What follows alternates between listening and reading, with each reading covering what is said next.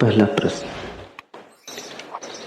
नकारात्मक मन से, आलोचक दृष्टि से और अहंकार से कैसे छुटकारा होगा? बुद्धि जलकर राख कब होगी? ये दुखदाई हैं, तो भी उनसे लगाव क्यों बनाएं? पहली बात, नकारात्मक मन से छुटकारे की चेष्टा सफल नहीं हो सकती, क्योंकि विधायक मन को बचाने की चेष्टा साथ में जुड़ी है। और विधायक और नकारात्मक साथ साथ ही हो सकते हैं, अलग अलग नहीं। ये तो ऐसे ही है जैसे सिक्के का एक पहलू कोई बचाना चाहे और दूसरा पहलू फेंक देना चाहे। मन या तो पूरा जाता है या पूरा बचता है, मन को बांट नहीं सकते। नकारात्मक और विधायक जुड़े, संयुक्त हैं, साथ साथ हैं, एक दूसरे के विपरीत है। इससे यह मत सोचना कि एक दूसरे से अलग अलग है। एक दूसरे के विपरीत होकर भी एक दूसरे के परिपूरक है। जैसे रात और दिन जुड़े, ऐसे ही नकारात्मक और विधायक मन जुड़े। तो पहली तो बात ये समझ लो कि अगर नकारात्मक से ही छुटकारा पाना है तो कभी छुटकारा ना होगा। मन से ही छुटकारा पाने की बात सोचो। मन यानी नकारात्मक विधायक दोनों। हम जीवन भर ऐसी चेष्टाएं करते हैं और असफल होते हैं। असफल होते हैं तो सोचते हैं हमारी चेष्टा शायद समग्र मन से ना हुई, पूरे संकल्प से ना हुई, शायद हमने अधूरा अधूरा किया, कुछ भूल चूक रह गई। नहीं, भूल चूक कारण नहीं है। जो तुम करने चले हो वह हो ही नहीं सकता। उसके होने की ही संभावना नहीं है। वो स्वभाव के नियम के अनुकूल नहीं है, इसलिए नहीं होता। इसलिए इसके पहले कि कुछ करो, ठीक से देख लेना कि जो तुम करने जा रहे हो वो जगत धर्म के अनुकूल है, वो जगत सत्य के अनुकूल है। जैसे एक आदमी दुख से छुटकारा पाना चाहता है और सुख से तो छुटकारा नहीं पाना चाहता, तो कभी भी सफल नहीं होगा। सुख दुख साथ साथ जुड़े। दुख गया तो सुख गया, सुख बचा तो दुख बचा। तुम्हारी उलझन और दुविधा यही है कि तुम एक को बचा लेना चाहते, दूसरे को हटाते। यही तो सभी लोग जन्मों जन्मों करते रहे। सफलता बच जाए, असफलता चली जाए। सम्मान बच जाए, अपमान चला जाए। विजय हाथ रहे, हार कभी ना लगे। जीवन तो बचे और मौत समाप्त हो जाए। ये नहीं हो सकता, यह असंभव है। जीवन और मृत्यु साथ साथ है। जिसने जीवन को चुना उसने अनजाने मृत्यु के गले में भी वरमाला डाल दी। ऐसा ही विधायक और नकारात्मक मन है। विधायक मन का अर्थ होता है हां, और नकारात्मक का अर्थ होता है नहीं। हां और नहीं को अलग कैसे करोगे? और अगर नहीं बिल्कुल समाप्त हो जाए तो हां में अर्थ क्या बचेगा? हां में जो अर्थ आता है वो नहीं से ही आता है। इसलिए मैं कहता हूं, तुम अगर आस्तिक हो तो नास्तिक भी होगे ही, चाहे नास्तिकता भीतर दबा ली हो, नास्तिकता के ऊपर बैठ गए हो, उसे बिल्कुल भुला दिया हो, अचेतन के अंधेरे में डाल दिया हो, मगर अगर तुम आस्तिक हो तो तुम नास्तिक भी रहोगे ही। अगर तुम नास्तिक हो तो कहीं तुम्हारी आस्तिकता भी पड़ी ही है।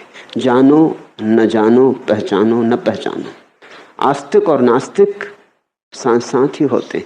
इसलिए धार्मिक व्यक्ति को मैं कहता हूं जो आस्तिक और नास्तिक दोनों से मुक्त हो गया। धार्मिक व्यक्ति को मैं आस्तिक नहीं कहता और धार्मिक व्यक्ति को विधायक नहीं कहता। धार्मिक व्यक्ति को कहता हूं द्वंद्व के पार। तो पहली बात पूछते हो, नकारात्मक मन से कैसे छुटकारा होगा? मन से छुटकारे की बात सोचो, नकारात्मक मन से छुटकारे की बात सोचो ही मत, अन्यथा कभी ना होगा। और जब मन से छुटकारे की बात उठती है तो उसमें विधायक मन सम्मिलित है, उतने ही अनुपात में जितने अनुपात में नकारात्मक मन सम्मिलित है। वे दोनों ही मन के ही पहलू हैं। हां कहो तो मन से आती है, ना कहो तो मन से आती है। इसलिए तो परम सत्य को कहा नहीं जा सकता। कैसे कहो? या तो हां कहो या ना कहो। हां कहो तो नहीं आ जाती है, नहीं कहो तो हां आ जाती है। इसलिए परम सत्य को केवल मौन से कहा जा सकता है, शून्य से कहा जा सकता है। जहां शून्य है वहां मन नहीं। ऐसा समझो, जहां हां और नहीं दोनों गिर गए, वहां जो बचता है उसी का नाम शून्य है। बुद्ध का मार्ग तो शून्य का मार्ग है। इसे समझना, इसे हम समझ नहीं पाए। इस देश में बुद्ध को ठीक से समझा नहीं गया। ऐसा लगा कि शून्य तो नकारात्मक है। गलत हो गई, भूल हो गई बात। शून्य तो केवल इस बात की सूचना है कि हां और ना दोनों गए। बुद्ध बार बार कहते हैं कि लोग कहते हैं कि मैं ईश्वर को मानता हूं। कुछ लोग हैं जो कहते हैं मैं ईश्वर को नहीं मानता। कुछ लोग हैं जो कहते हैं मैं आत्मा को मानता हूं। कुछ लोग हैं जो कहते हैं मैं आत्मा को नहीं मानता। लेकिन मैं मान्यताओं के पार हूं। न मैं कहता हूं ऐसा है, न मैं कहता हूं वैसा है। मैं कुछ कहता ही नहीं। मैंने मान्यता ही छोड़ दी है, मैंने मन ही छोड़ दिया है। मैं शून्य भाव में ठहरा हूं। इस शून्य का अर्थ तुम नकारात्मक मत ले लेना। इस शून्य का इतना ही अर्थ है, द्वंद्व जा चुका, विभाजन गिर चुका। दो बचे ही नहीं, चुनाव का सवाल कहां है? और जहां चुनाव को कुछ भी नहीं बचा, वही है सत्य। सत्य तुम्हारा चुनना नहीं है। जब तुम्हारे चुनने की सारी आदत गिर गई, तब जो शेष रह जाता है वही सत्य है। मैं समझता हूं तुम कांटों से मुक्त होना चाहते हो, फूलों को बचाना चाहते हो। और सारे बुद्ध पुरुषों की शिक्षा यही है कि अगर कांटों से मुक्त होना हो तो फूलों को भी विदा दे दो। यही अड़चन है। इसलिए पूछा है तुमने, ये दुखदाई हैं तो भी उनसे लगाव क्यों बना है? फूल से लगाव है, फूल में दुख नहीं। कांटे में दुख है, सो कांटे से छूटने की तुमने जिज्ञासा उठाई है। जिस दिन तुम्हें यह भी दिखाई पड़ेगा कि फूल और कांटे साथ साथ आते हैं, उस दिन कांटे का दुख फूल के साथ भी संयुक्त हो जाएगा। संयुक्त है ही। फूल में भी दुख है, ऐसा जिस दिन दिखाई पड़ जाएगा, उस दिन छूटने में क्षण भर की देर न लगेगी। हमारी कठिनाई यही है। मन के सिक्के को हाथ में रखे हैं, एक हिस्सा प्रीतिकर मालूम होता है कि इसे बचा लें, एक हिस्सा अप्रीतिकर मालूम होता है, तो न छोड़ पाते न बचा पाते। दुविधा में दोनों गए, माया मिली न राम। ऐसे बीच में अटक जाते, ऐसे बड़ा तनाव और चिंता पैदा होती, ऐसे बहुत खिंचे खिंचे हो जाते, ऐसे बड़ी बेचैनी पैदा होती और जीवन एक रोग जैसा मालूम होने लगता है। दूसरी बात पूछिए, आलोचक दृष्टि से और अहंकार से कैसे छुटकारा होगा? मन कभी भी आलोचक दृष्टि से मुक्त नहीं हो सकता, क्योंकि मन का मतलब ही यही है कि वो हर चीज में चुनाव करता है। मन यानी चुनाव करने की क्षमता। इसलिए तो कृष्णमूर्ति बार बार एक बात पर जोर देते हैं, चॉइसलेसनेस, चुनाव रहितता। चुनो मत। मन कहता है चुनो। जब तुम चुनोगे तो आलोचक बुद्धि तो आ ही जाएगी, नहीं तो चुनोगे कैसे? जब चुनोगे तो ये तो कहोगे ना कि ये ठीक है और ये गलत है। गलत को गलत कहोगे तभी तो ठीक को ठीक कह सकोगे। बुरे को बुरा कहोगे तभी तो अच्छे को अच्छा कह सकोगे। पापी को पापी कहोगे तभी तो महात्मा को महात्मा कह सकोगे, नहीं तो कैसे कहोगे? रावण की निंदा ना करोगे तो राम की प्रशंसा कैसे करोगे? तो आलोचना तो आ ही जाएगी। आलोचक दृष्टि भी आ जाएगी। चुनाव आया कि आलोचक आया। आलोचक को अगर खोना हो तो चुनाव को ही खोना पड़े। इसलिए परम ज्ञानियों ने कहा है, अच्छे बुरे में भी भेद मत करना, पापी और पुण्यात्मा में भी भेद मत करना, साधु असाधु में भी भेद मत करना, अभेद में जीना। इंच भर का भेद और सारे भेद आ जाते, जरा सा भेद और सारे भेद प्रवेश कर जाते। भेद ही मत करना, जो जैसा है वैसा है, तुम चिंता ना करना। तो आलोचक दृष्टि अपने आप विदा हो जाएगी। फिर पूछा है अहंकार से कैसे छुटकारा होगा। ये सब बातें जुड़ी हैं। आलोचक दृष्टि में ही अहंकार निर्मित होता है। यह मेरे काम का, यह मेरे काम का नहीं। जो मेरे काम का है उसे इकट्ठा करूं और जो मेरे काम का नहीं है उसे त्यागता जाऊं। जो मेरे काम का है उसको इकट्ठे करने से जो राशि बनती है वही तो अहंकार है। धन इकट्ठा कर लूं, ज्ञान इकट्ठा कर लूं, सम्मान इकट्ठा कर लूं, सफलता इकट्ठी कर लूं, जो अच्छा अच्छा है इकट्ठा कर लूं, जो बुरा बुरा है उसे छोड़ दूं, तो अहंकार निर्मित होता है। अहंकार मन के द्वारा चुनी गई वस्तुओं का जो राशिभूत रूप है उसका ही नाम है। जब मन चुनता ही नहीं, जब चुनाव ही नहीं होता, तो कुछ इकट्ठा भी नहीं होता। तब आदमी खाली का खाली जीता है, शून्यवत जीता है। स्लेट कोरी की कोरी रहती है, उस पर कुछ लिखावट नहीं होती। और जब तुम्हारे भीतर का कागज कोरा होता है तो अहंकार निर्मित नहीं होता। कुछ लिखा कागज पर भीतर कि अहंकार बना, कुछ भी लिखा कि अहंकार बना। एक ज़ैन फकीर के पास उसका शिष्य आया और उसने कहा कि आप वर्षों से प्रतीक्षा करते थे, वो बात घट गई। आप कहते थे शून्य होकर आ, आज मैं शून्य होकर आया हूं। उसके गुरु ने कहा शून्य को भी बाहर फेंक के आ, क्योंकि इतना भी अगर तेरे मन पर लिखा है कि आज शून्य होकर आ गया तो अभी शून्य नहीं हुआ। इसलिए बौद्धों ने शून्यता के 18 भेद किए हैं। तुम चकित होगे, शून्यता के 18 भेद, 18 प्रकार की शून्यता कही है। और जो आखिरी शून्यता है जिसको उन्होंने महाशून्यता कहा है, उसमें शून्य का भी त्याग है, शून्य का भी विसर्जन है। फिर यह भी बोध नहीं रहता कि मैं शून्य हो गया हूं, कि मुझे समाधि लग गई है, कि मैं सत्य को उपलब्ध हो गया हूं। यह लिखावट भी नहीं रह जाती। जहां चेतना का कागज बिल्कुल कोरा हो जाता है, वहीं बन गया वेद, वहीं बन गया कुरान, वहीं बन गई बाइबल, वहीं से परमात्मा बोलने लगता है। उस शून्य में जो स्फुटित होता है, उस शून्य से जो बहता है निर्झर, वही शाश्वत सत्य है।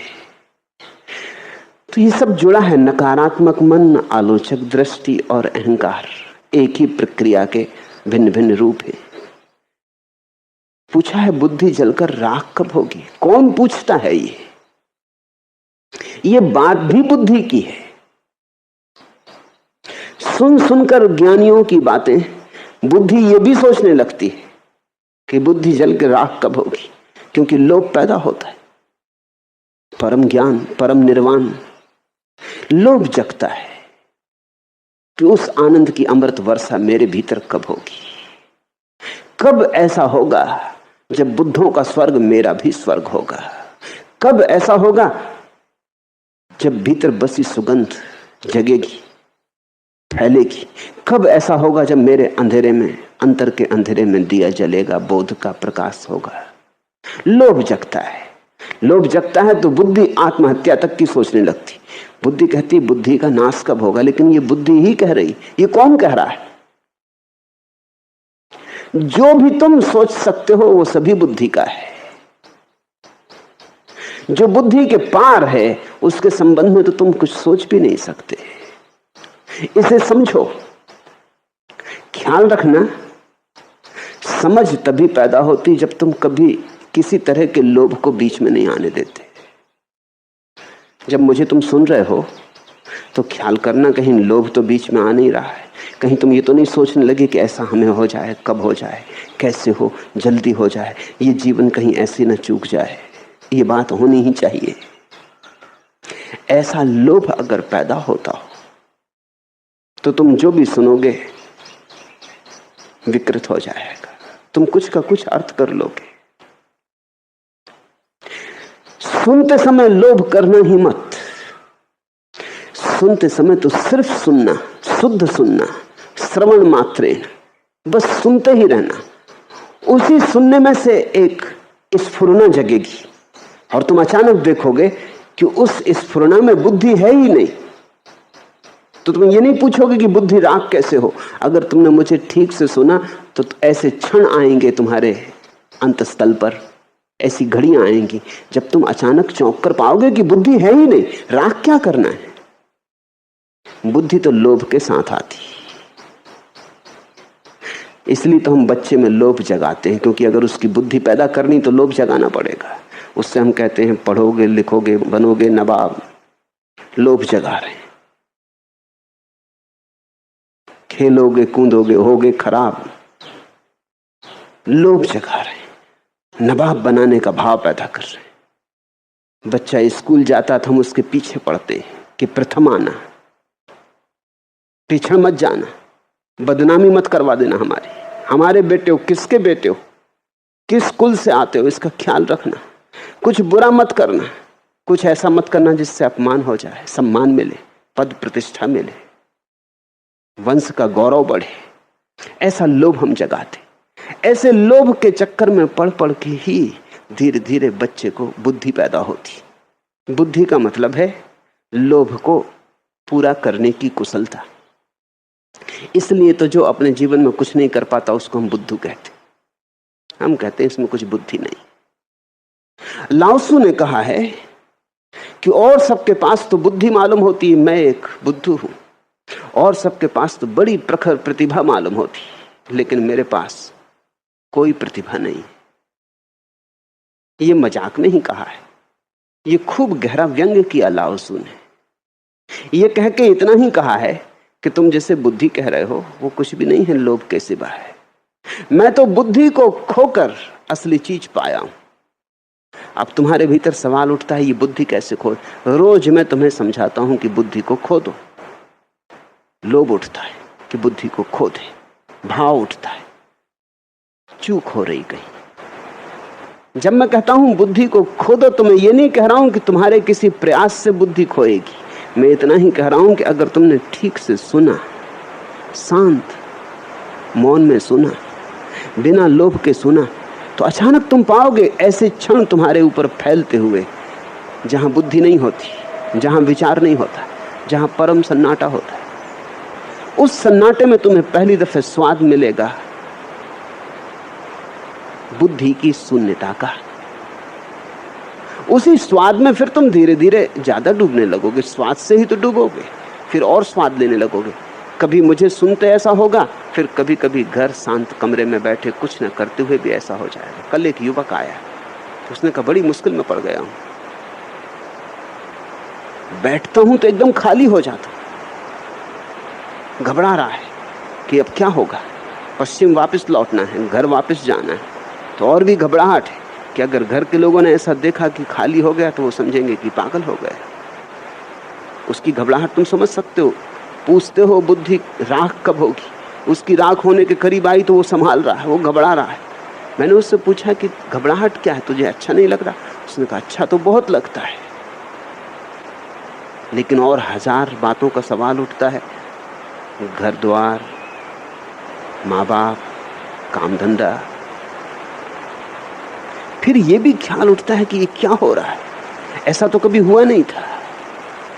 और जब बिल्कुल शांति हो जाती है तो एक बेचैनी मालूम होती है, ऐसा तो कभी हुआ नहीं था, ये मुझे हो क्या रहा है, कहीं मेरा मस्तिष्क तो खराब नहीं हो रहा। जब पहली दफा बुद्धि अति क्षण तुम में उतरेंगे तो तुम्हें भी ऐसा ही लगेगा कहीं मस्तिष्क तो खराब नहीं हो रहा, क्योंकि अब तक तो हजार उलझनों में उलझे थे, अचानक सब उलझने छूट जाती। बैठे तो बैठे रह गए, चुप हुए तो चुप रह गए, भीतर एकदम सन्नाटा हो गया। छुरी की धार की तरह लगेगा सन्नाटा। काटता चला जाएगा भीतर के केंद्र तक, आर पार छेद देगा, घबराहट होगी। मगर अगर तुम्हें यहां सुनते सुनते सत्संग में कभी ऐसे छोटे से क्षण आ गए तो ये क्षण बड़े होने लगेंगे, क्योंकि इनका स्वाद ही ऐसा है।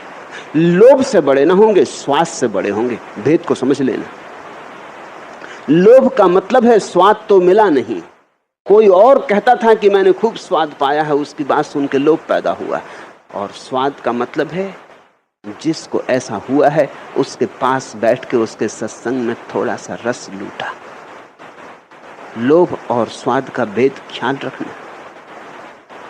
जैसे मैं मिठाई की बात करूं और तुम्हारे मन में लोभ पैदा हो कि मिठाई हम खाएं, ये एक बात हुई। मेरे पास बैठ के तुम मिठाई का स्वाद ले लो, ये बात बड़ी और हुई। अगर तुम्हें यहां बैठ बैठ के स्वाद मिल गया, इसलिए रोज बोल रहा हूं, कुछ समझाने को है ऐसा नहीं। समझाने को क्या है, समझने को क्या है। न समझाने को कुछ है, न समझने को कुछ। यहां रोज रोज बोल रहा हूं ताकि तुम्हें एक मौका रहे कि तुम मेरे पास बैठ के थोड़ी देर को डुबकी लगा लो। फिर ये डुबकी का स्वाद आ गया तो कभी कभी घर शांत बैठे बैठे डुबकी लग जाएगी, तुम्हारे बावजूद डुबकी लग जाएगी। तुम शायद लगाने के लिए सोच भी नहीं रहे थे, बैठे बैठे लग जाएगी। कभी संगीत को सुनते वक्त लग जाएगी, कभी चांतारों को देखते वक्त लग जाएगी, कभी एक बच्चे की किलकारी सुन के लग जाएगी, कभी गुलाब के खिले फूल को देख के लग जाएगी। फिर ये लगने लगेगी और घटनाओं में। फिर धीरे धीरे तो ऐसी घटनाओं में लगने लगेगी जब तुमने सोचा भी नहीं होगा कभी कि इसमें लग सकती। चाय की चुस्की लेते हुए लग जाएगी, स्नान करते वक्त लग जाएगी, रात बिस्तर पर लेटे लेटे लग जाएगी, सुबह आंखें खुल गई हैं बिस्तर पे पड़े पड़े लग जाएगी। फिर तो अकारण लगने लगेगी। स्वाद जब आने लगा तो बढ़ेगा। फिर तुम ऐसा ना पूछोगे कि बुद्धि जल के राख कब होगी। ये बुद्धि जल के राख होने की जरूरत ही नहीं, ये तो राख है ही। तो राख को ही तुम अंगारा समझे बैठे हो, इसको कुछ राख करना नहीं। तुम्हारे हाथ में असली स्वाद आ जाए तो ये दिखाई पड़ने लगेगी कि राख। तुमने एक पत्थर के टुकड़े को हीरा समझ रखा है, अब तुम मुझसे ये पूछते हो कि ये पत्थर का टुकड़ा कब होगा। ये पत्थर का टुकड़ा है, इसको पत्थर का टुकड़ा होना नहीं है। अगर ये हीरा ही होता तो पत्थर का टुकड़ा बनाने की जरूरत ही क्या थी, तो बहुमूल्य है, इसको बचाने का सवाल था। ये राख है। हाँ, तुम्हें असली हीरे का पता चल जाए तो उसकी तुलना में तत्क्षण ये पत्थर हो जाएगा, तत्क्षण। फिर देर न लगेगी, फिर सोच विचार भी न करना पड़ेगा। असली हीरा दिखा कि ये पत्थर तो पत्थर था ही, असली हीरे की मौजूदगी में साफ साफ झलक जाएगा कि पत्थर है। तो मैं तुम्हें बुद्धि को राख करने के लिए नहीं कह रहा हूं। बुद्धि तो राख है, कूड़ा कचरा है, दूसरों से उधार लिया हुआ है। अपना जो नहीं वो सब कचरा है। तुम्हारे पास अपना कुछ स्वाद हो जाए। अब तुम पूछते हो ये स्वाद कैसे हो। यहां रोज तुम बैठते हो, इस बैठने में ही स्वाद को जगाना। ये बैठक साधारण बैठक ना रहे, ये दरबार है, ये बैठक नहीं। यहां से तुम सम्राट होके जा सकते हो। यहां जो घट रहा है, ऊपर ऊपर जो सुनाई पड़ता है वही नहीं, कुछ भीतर के तार जुड़ रहे हैं। तो मुझे ऐसे सुनो जिसमें लोभ ना हो, डुबकी लगा के सुनो। और ये ख्याल ही छोड़ दो कि सुनने के बाद फिर कुछ करना है, ये बात ही जाने दो। मैं तुमसे बार बार कहता हूं ये सुनने मात्र से भी हो सकता है, क्योंकि ये हुआ ही हुआ है, इसे पाना नहीं है। जिस दिशा में मैं इशारे कर रहा हूं वो दिशा तुम्हारे भीतर मौजूद है। जिस मालकियत की मैं बात कर रहा हूं उसका आयोजन नहीं करना है, उसका निर्माण नहीं करना है। एक जीना सा पर्दा पड़ा है, उस पर्दे को हटा देना। और मैं कहता हूं तुम मुझे मौका दो तो मैं हटा दूं, तुम्हें इतना भी कष्ट करने की जरूरत नहीं, मैं हटा दूं, तुम जरा मुझे पास आने दो। बड़ा जीना पर्दा है, हटाने में जरा देर ना लगेगी। पर्दा हटते ही तुम पाओगे जिसकी तुम तलाश करते थे वो तुम्हारे भीतर मौजूद है। पूछा है ये दुखदाई हैं तो भी इनसे लगाव क्यों बना है? लगाव बना है तो एक बात साफ है, कहीं ना कहीं सुख की झलक जुड़ी होगी, नहीं तो लगाव ना बना रहेगा। तुम जरूर इसमें कहीं ना कहीं मजा भी ले रहे होगे। जैसे जब तुम आलोचना करते हो तब तुम्हें मजा आता होगा, अपनी बुद्धि के पैनेपन से मजा आता होगा कि देखो कैसी धार की तरह बुद्धि। जब तुम किसी का खंडन करते होगे तो तुम्हें मजा आता होगा कि देखो मैं ज्यादा बुद्धिमान, तुम कम बुद्धिमान। जब तुम अपने ज्ञान का प्रदर्शन करते होगे किसी के सामने तो रस आता होगा कि देखो तुम कुछ भी नहीं जानते, मैं कितना जानता, मैं कहां तुम कहां। इसमें जरूर कहीं रस आ रहा होगा। बिना रस के तो तुम ये कर नहीं सकते, बिना रस के तो कोई लगाव होता नहीं। दुख भी पा रहे हो, अब समझना कैसा है मामला। दुख कब मिलता है? जब तुम्हारी बुद्धि हारती तब दुख मिलता है, और जब जीतती तब सुख मिलता है। जब कोई तुम्हें तर्क में पराजित कर देता तो दुख मिलता है, जब तुम तर्क में जीत जाते हो तो सुख मिलता है। तब तो तुम बड़े झंझट में पड़े हो, क्योंकि यही बुद्धि सुख दिलाती, यही दुख दिलाती, यही नाव डुबाती, यही किनारे लगाती मालूम पड़ती। तो इसको छोड़ो कैसे? जब हार के क्षण होते हैं तब तुम छोड़ना चाहते हो, जब जीत के क्षण होते हैं तब तुम पकड़ रखना चाहते हो। और ये तो रोज होता रहेगा। ये हार और जीत तो घड़ी के पेंडुलम की तरह घूमती रहती, प्रतिपल हार और जीत हो रही। हार और जीत दो पंखे, दोनों साथ साथ चल रहे हैं। इसे देखो,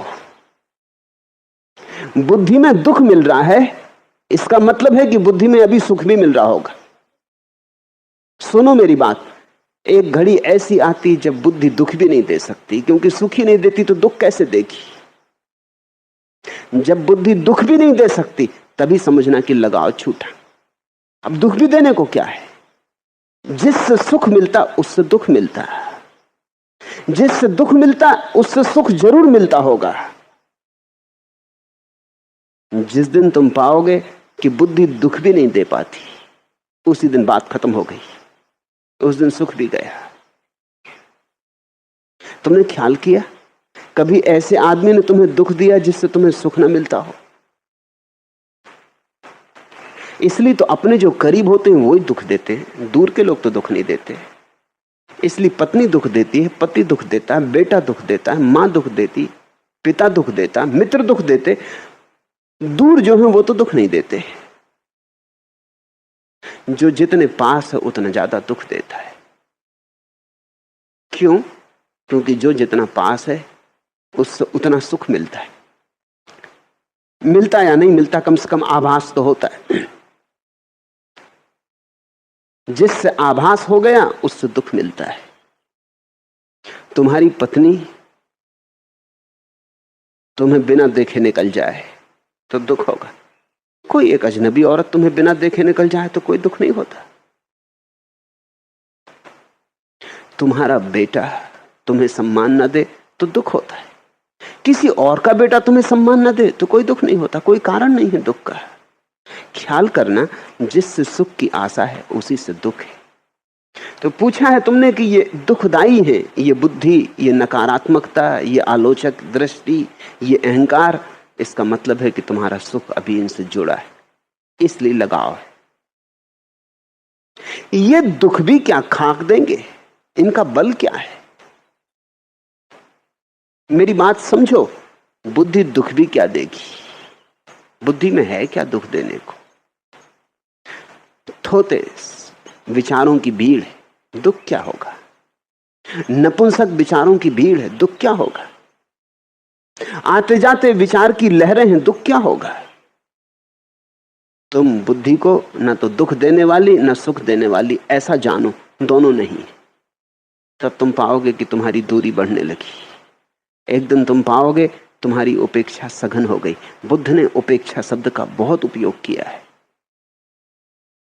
उपेक्षा का अर्थ होता है न दुख मिलता न सुख मिलता, न कुछ लेना न कुछ देना। ऐसे भाव में स्थिर हो जाने का नाम उपेक्षा है। उपेक्षा बड़ा महत्वपूर्ण शब्द है। जिससे कोई भी अपेक्षा न रही, ऐसी दशा का नाम उपेक्षा है।